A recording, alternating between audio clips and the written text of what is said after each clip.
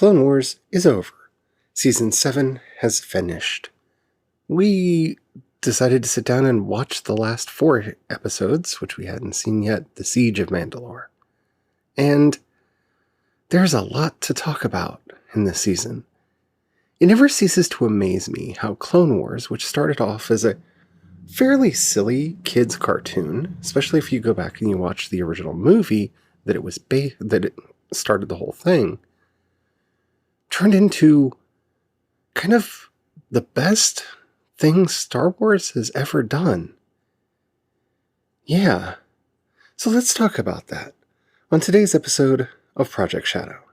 I have something to say.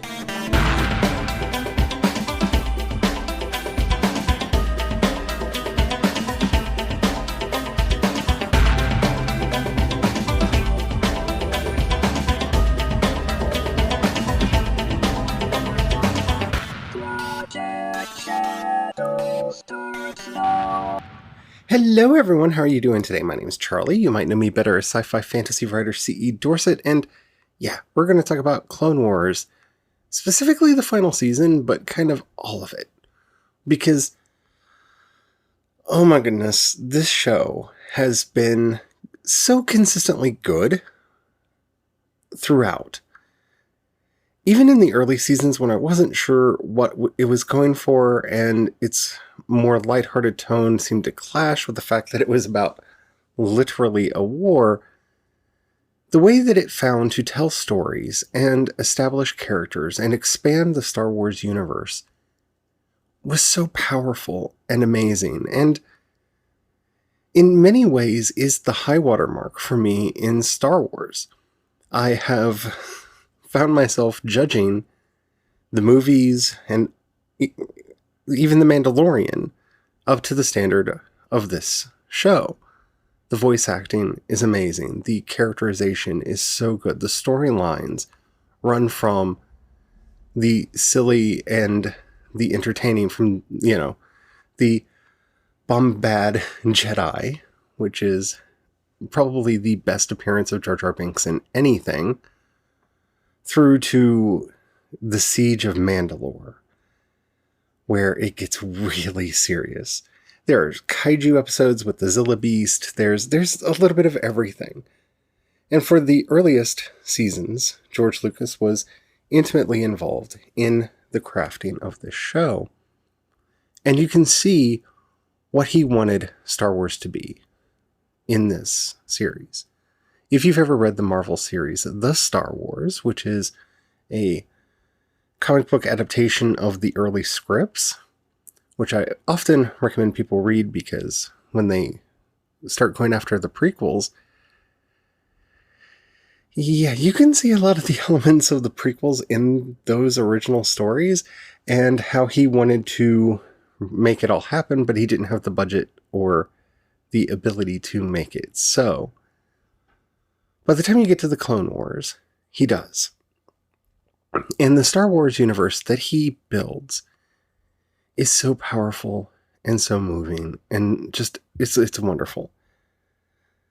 To focus in more on the final season, there will be spoilers later, but I will give you notice before they happen. We have the final season broken up into 3 4-episode arcs, starting with The Bad Batch, and then we have Ahsoka's misadventures, and then we have The Siege of Mandalore.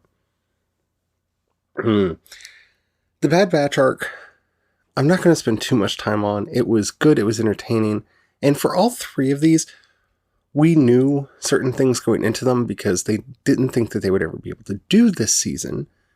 So there are table reads available. You can see it with the original animatics.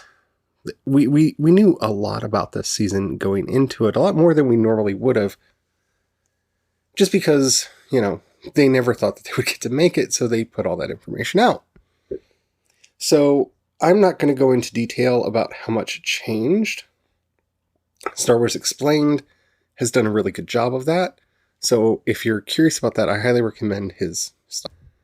Because, honestly, we knew they were going to have to change things because they had completely spoiled these episodes, And two, those were early draft scripts. They were in the process of writing the season when the show was canceled. So things were inevitably going to change. And I don't think that that's a controversial thing to say. Especially by the time Disney decided to bring it back for a final season. Things were going to change. And for the most part, I think they changed for the better. The Bad Batch arc is a very interesting inside look and almost a pitch for what Star Wars meets Mission Impossible could be. That's not exactly what that arc is, but you can kind of see them testing that idea. And that, more than anything, is what I got out of these three arcs. The second arc with Ahsoka's journey and everything that goes on with her, it is a wonderful tour into Ahsoka and fills in some of the gaps of what happened to her after she left the Jedi Order. She's in fact the main character of the last 8 episodes in the season. And the one change that I am going to comment on is one of the characters was supposed to be a love interest for her, and they changed that, and that's for the best. It made the story work a lot better without having an undercurrent, will they, won't they, you know. It would have unnecessarily complicated the story, and I'm glad that they cut it out. I'm glad that they replaced the character, and it worked. It was really, really good. And you can see them kind of setting this up, right? Would you like to see kind of a buddy cop misadventures in the underworld kind of show? If so, check out these 4 episodes and tell me what you think. The sisters have spin-off material written all over them, and you know that somebody is testing to see if that is a thing that they should do, and who knows, maybe it is. We know that we're getting a female-led Star Wars series that's going to be set in a different era. Well, what if it's this one? Nothing's happening during the time of the movies. Maybe it's going to be the Adventures of the Sisters. We don't know, because they didn't tell us. They're just trying to get us hyped without any information. And I can't stand it when they try to get us hyped with no information. But I digress. The real gem here is the final 4 episodes, The Siege of Mandalore. And you could tell that they knew that that was the case because they changed the opening credits. Which is something that the Clone Wars has been fairly consistent about through the entire run, even with its move from the Disney Channel to Netflix to Disney Plus. They've been fairly consistent about the intro to the show. These 4 episodes are introduced somewhere between being a film in the Skywalker saga and being an episode of the Clone Wars. And that works really well and prepares you for the events that are going to happen. This series, as it was promoted, pits Ahsoka versus Maul during the events. Oh my goodness. During the events of Revenge of the Sith. And this is where I need to put my spoiler warning in, because I don't know how much I will accidentally spoil just talking about this portion of the series, because I really want to talk about this portion of the season. So if you have not seen either the final season, the 7th season of Clone Wars, the TV series, or Star Wars Revenge of the Sith, and you do not want to be spoiled about either one of them, go check out, watch them, come back, we'll talk. Spoilers are incoming in 5, 4, 3, 2, 1. Now, I had a feeling that the Siege of Mandalore was going to happen concurrent to the events of Revenge of the Sith. Mainly because one of the things that we definitely knew would happen in this arc would be Order 66, and we would find out exactly how Ahsoka, and Rex both survived that. The movie could be run parallel to this plot arc. And that is powerful. There are several moments where we click in and out of the film. There's actually one pivotal scene from the movie that is remade in animation in this series that helps you realize exactly where you are and extends the series out. And you see the fatal flaw of the Jedi. You see the hubris of the Jedi. Because at this point, Ahsoka has learned from Maul that Anakin Skywalker has been groomed to be the new apprentice of Darth Sidious. Now, she doesn't know who Darth Sidious is, and at this point, no one seems to know that he and Emperor Palpatine are the same. Well, Chancellor Palpatine are the same person. But she knows that the Emperor, that Darth Sidious has set all of this up. Everything is happening according to his plan.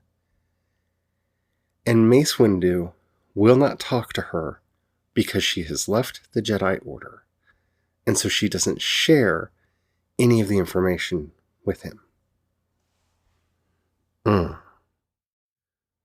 So when does this showdown between Ahsoka and Mace Windu happen? Okay, if you've watched Revenge of the Sith, you know that scene where they send Anakin to go find out about the Chancellor, and when Anakin leaves the room, they start talking about how they might have to overthrow the Emperor if he doesn't step down and return control to the Senate? Well, the scene actually begins with a recreation of that moment. Anakin has already left. The Masters are talking. And then Ahsoka enters. And we get the rest of the conversation. They could have found out that this was all part of the grand design. They could have known that they were walking into a trap. But they didn't. Only Yoda has an inkling that whatever it is that Ahsoka knows is important. When all of the other masters hop off of the conference call, Yoda stays behind and tries to get the information out of her in that subtle little Yoda way that he has. This is also very clearly the way that they excuse Yoda and Obi-Wan, saying that the Jedi Order is extinct because Ahsoka very clearly, yet again, reiterates that she is not rejoining the Jedi, that she is not becoming a Jedi. Though Yoda does refer to her as Padawan throughout the conversation. But you see the hubris of the Jedi, which is, in so many ways, what the prequel series is about how that self-righteous self-importance blinds you to the real evils that are going on in the world. When you are so convinced that everything you do is right, and you're not asking the hard questions, you're not probing the hard questions, when you have filled yourself with such a sense of heroism and sanctimony that you cannot be questioned, you have fallen to the dark side already. And to see that on display in this series, then those cuts back and forth where we're getting those kind of timestamps in the series, knowing what's going on, especially like if you haven't seen both of these and you're for some reason still listening, watch Revenge of the Sith first, then watch the Clone Wars, because it's those tie-ins that add to the tension. Both Maul and Ahsoka feel the disturbance in the Force when Anakin falls to the dark side. And we, having seen the movie, we know what happened. He kills Mace Windu-ish, maybe. That's a topic for another day. But he hurdles Mace Windu out of the window. He is sided with the Emperor. He has fallen to the dark side. He gets his new name, Darth Vader, and he's sent to kill every Jedi in the temple. And we know what happens after this. The Emperor gives Order 66 that all the Jedi are to be killed on sight for treason. And we know that that's coming. We know that that's coming. We have all the context because we've seen the other movie. Maul doesn't know that's coming. He's been trapped in a Mandalorian imprisonment chamber designed to hold Force wielders so they can't escape. He's helpless. Ahsoka is on the bridge of a battle cruiser surrounded by clone troopers. She has no idea what's coming her way. And the beautiful use of tension there, that dramatic irony when we as the audience know exactly what's about to happen. But she doesn't. And she goes in the room, and Rex and the other troopers turn and point their weapons at her. Many of these troopers that were so excited that she had come back had painted her markings on their helmets are now turned with their weapons pointed at her to kill her. There are few moments in Star Wars that are so beautifully rendered and so wonderfully done. This is one of them.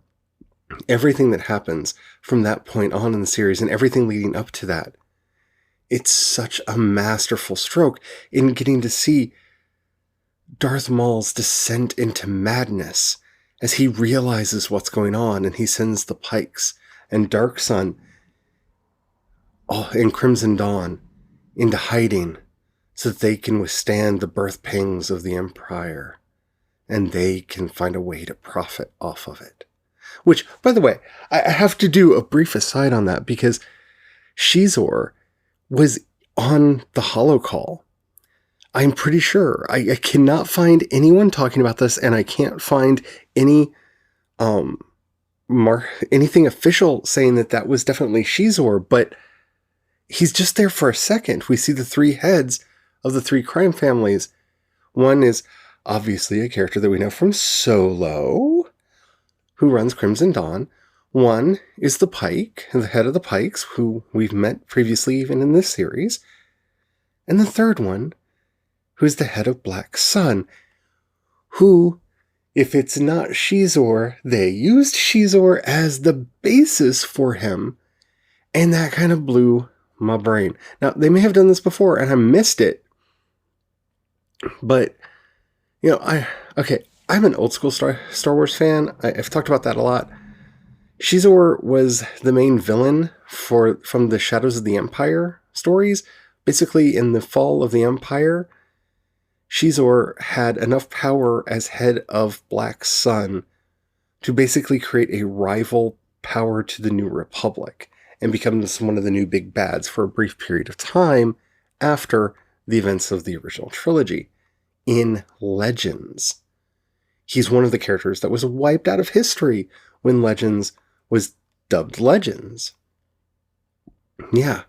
And there he was on the screen. I freaked out. I rewound. I paused it. My husband's like, what? I'm loading up Google to get an image so I can show him as I'm explaining it to him.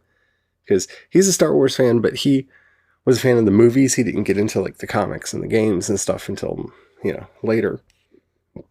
But oh man, that kind of blew my mind. It just kind of blew my mind.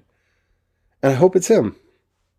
Mainly because there are quite a few characters from Legends I want to see back. Xizor wasn't really high on my list, actually. Kyrkanos. I want Kyrkanos. I want a canon version of Kyrkanos in, Star Wars. He needs to come back. He has to come back. Kyrkanos, Nomi Sunrider, they have to make a return.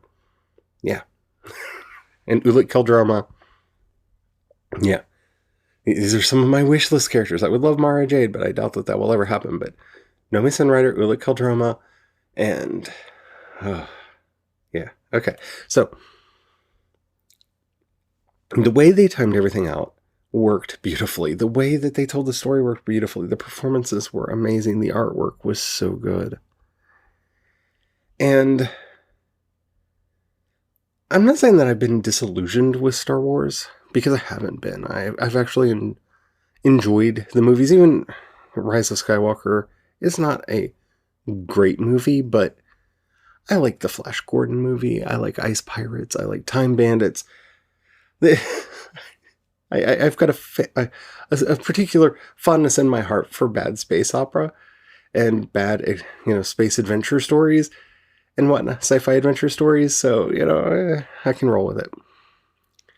But this just reminds you how good Star Wars can be and how you can take this format and really make it matter. Because, oh man, cartoons are usually such throwaway media, and you can kind of see that with Resistance. I think Resistance, it was a good show. I enjoyed the show. But Disney didn't really put a lot of love into it. It was the show that they released to try to get more of the kids into the Star Wars. But Rebels, and especially Clone Wars, are both really enthralling stories with great characters that move the mythology forward in powerful and meaningful ways, that have found that right balance that Star Wars needs between being humorous and goofy and telling serious, heartfelt stories. So I'm very happy. I'm very happy with how the Clone Wars ended. And yeah, I'm sad to see it go. I really am. Though, I know they've announced that Boba Fett's going to be on The Mandalorian, because of course he is. And I don't care, because I never really liked Boba Fett. But, and give me a live action Ahsoka. That would be cool. Because, she and Boba have a history. Yeah. And she's alive during that period, so you could do it. Anyhow, it was great. It was really good. If you haven't seen them, you should watch them. All right. Well, that's it for me today. If you have any questions, comments, or topics you'd like to hear discussed on the show, down in the show notes you'll find a link to the voice message system. Keep it short, keep it clean so I can use it on the show. I'd love to hear from you. If you'd rather hit me up on social media, you can find links to... I am C. Dorset on Twitter and Instagram, and you can find links to everything that I do over at ProjectShadow.com. If by some miracle you have any funds that you could pass my way, in the show notes you'll find a link for both listener support and my Patreon. Thank you to everybody who does that. Listener support will be suspending their fees until September to help us podcasters get more. Thank you to everybody who does that. It means the world to me. You have no idea. Things are really tough right now. But they are for everybody. So, yeah. If you don't have any money right now, or you don't feel like giving, please don't feel any pressure or obligation. But if you know anybody who you think would like anything that I do, please share it with them. That helps out more than you could possibly know. Also, as I'm talking about doing these spin-off shows about this, that, and the other thing, I'm half thinking about doing a Star Wars show. I'd love to know what you think about that. Let me know. And until next time, stay well, stay safe, and don't forget to have the fun. Bye.